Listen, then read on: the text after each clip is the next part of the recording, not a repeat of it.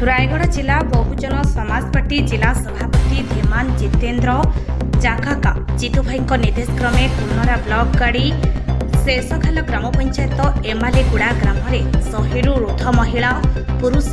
एकत्रित होई ग्राम में लगी रही मौलिक समस्यागुड़ी समाधान निमंते प्रतिवादर स्वर उत्तोलन करुछंती। मुख्यतः ग्राम को पक्का रास्ता पानीय जल ग्राम्य जल निष्कासन प्रमुख रही एठारे बहुजन समाज पार्टी जिला कोषाध्यक्ष धीमान सुरेश करकरिया विषम कटक निर्वाचन प्रभारी धीमान रंजू सिंह दुंदुली सेक्टर सभापति धीमान जितेन्द्र करकरिया सेक्टर साधारण संपादक धीमान मुकुंद काडरकर सह ग्रामरू हार्सा पेदेंटी सिंगारी पेदेंटी तुरुंगी पेदेंटी माझीवाणी पेदेंटी प्रताप पेदेंटी बासु बिडिका सामर काडरका पुरुषोत्ती पुलका पिंकू मिलियाका सह ग्रामवासी प्रमुख रही आगामी दिन में दाबी पूर्ण नहेले पंचायत कार्यालय सह जिलापाल कार्यालय सम्मुख में शांतिपूर्ण भाव धारणा देवाक पछाइब नहीं बोली जिला प्रशासन को चेतावनी देथिले। रायगढ़ जिला प्रतिनिधि छबिला लिमांक रिपोर्ट आवाज ओडिशा।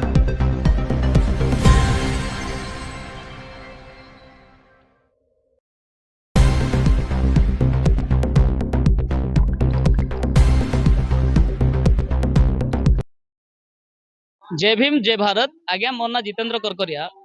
मु बहुजन समाज पार्टी रायगढ़ जिला कलनरा ब्लॉक आम दुंदुली सेक्टर सभापति। आज्ञा आज ये जो इश्यू आमर दलर निर्देश आम सभापति निर्देश रे आज आम जो इश्यू एठी आम भॉइस रेज करुचु एमालीगुड़ा ग्राम रे रास्ता खंडे भल ना जहाँ फल कि विभिन्न प्रकार समस्या केवल रास्ता नहीं सर रास्ता सहित ड्रेनेज भी माने बहुत समस्या अच्छी एठी है आम जहाँ देखुलू रास्ता घाट में पानी जमी जाऊँगी मलेरिया होची एवं डेंगू होबार संभावना अच्छी से आम सरकार को आम गुहारी करुँ यथाशीघ्र ये रास्ता को रास्ता निर्माण करके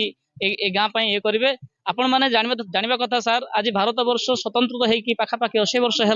आम संविधान लागू होगी पाखापाखि 77 वर्ष है किंतु आज भी आम आम मौलिक अधिकार पाई पारु ना आमर जो संविधान धारा 21 रे article 20 protection of life and personal liberty जोटा अच्छी राइट टू लाइफ अच्छी सेटा हमको मिल पारु ना से आम सरकार को अनुरोध करुचु यथाशीघ्र ये जो समस्या अच्छी समाधान कले आम उपकृत हेबू जदि एटा जदि समस्या समाधान न हुए तेज आगामी दिन में सांविधानिक भाव में शांति श्रृंखला आम जिलापाल को एवं आमर ब्लॉक प्रशासन एवं जिला प्रशासन को गहन आज आम मान अनशन बसबू। सत्यवती पेदेंटी समस्त को प्रणाम। आम ग्राम एमालीगुड़ा आम पंचायत गाड़ शेषकाल आम ब्लॉक कलनारा आम डिस्ट्रिक्ट रायगढ़ आम इमालगुड़ा ग्राम एत रास्तार असुविधा हो जाऊे आज पर्यंत किए चली पारना कॉलेज भी जाई पारना एत कष्ट है किंतु कॉलेज जीवार बंद हो जाऊँगी गाड़ी रास्ता चलुनी आउ रास्ता जिते जीव लोक जावास असुविधा होची सरकार को कौन कहबू किए आम को गुहार करेंगे आम किए आमर कथा किए शुणुंट सब लोग आसुच्च हाथ प्रणाम कर चली जाऊँच जब हेले भी वोट पाई मंदा मंदा होके आसुच्च किए हेले कथा शुणुंट कि कॉलेज जाऊँ जो दिन काद छुट्टी हो जाऊँ आम कौन करूँ जे आम बाबा माँ भी तथा पटाऊँ कादरे चली चलिकी जाओ बोलिकी आज जदि शिक्षित ना के शिक्षित हेबू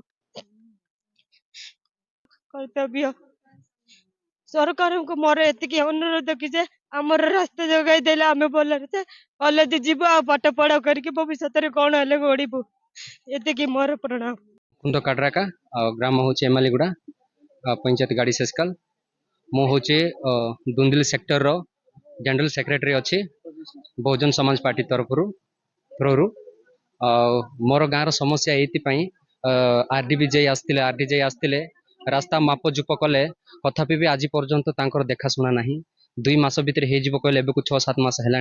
एबे पर्यंत रास्तार कौन मरामती कम हो पारानी आमर कुनि कुनि पिला माने रास्ता रे जाउचंती कॉलेज तांके आज कहीं कॉलेज जाए न कल कहते भाई रास्ता कादो साइकिल गला नहीं चली चली जाई पारन समय है बस छाड़ी पड़ेगा एमती है पुणी रिटर्न पड़ा आसुँच 2 किलोमीटर चल चल जी बस न पाई पुणी रिटर्न पड़ा आसुँच से दुखर विषय तेणुक आम मीडिया भाई मानक डाकिक आज आम गाँव इश्यू दुख सुख सब जनईचु तांके मीडिया माध्यम तुम सरकार को आम अनुरोध करुँ यथाशीघ्र आसिक आम गाँव को रास्ता को निर्माण करेंगे ए रास्तार समस्या जदि न हेले आम ସମସ୍ୟାର ସମାଧାନ ରାସ୍ତାର ସମାଧାନ ଯଦି ନ ହେଲେ ରାସ୍ତାର ସମାଧାନ ଯଦି ନ ହେଲେ ଆମେ ପଞ୍ଚାୟତ ଅଫିସରେ ଯାଇକି ଧାରଣାରେ ବସିବୁ।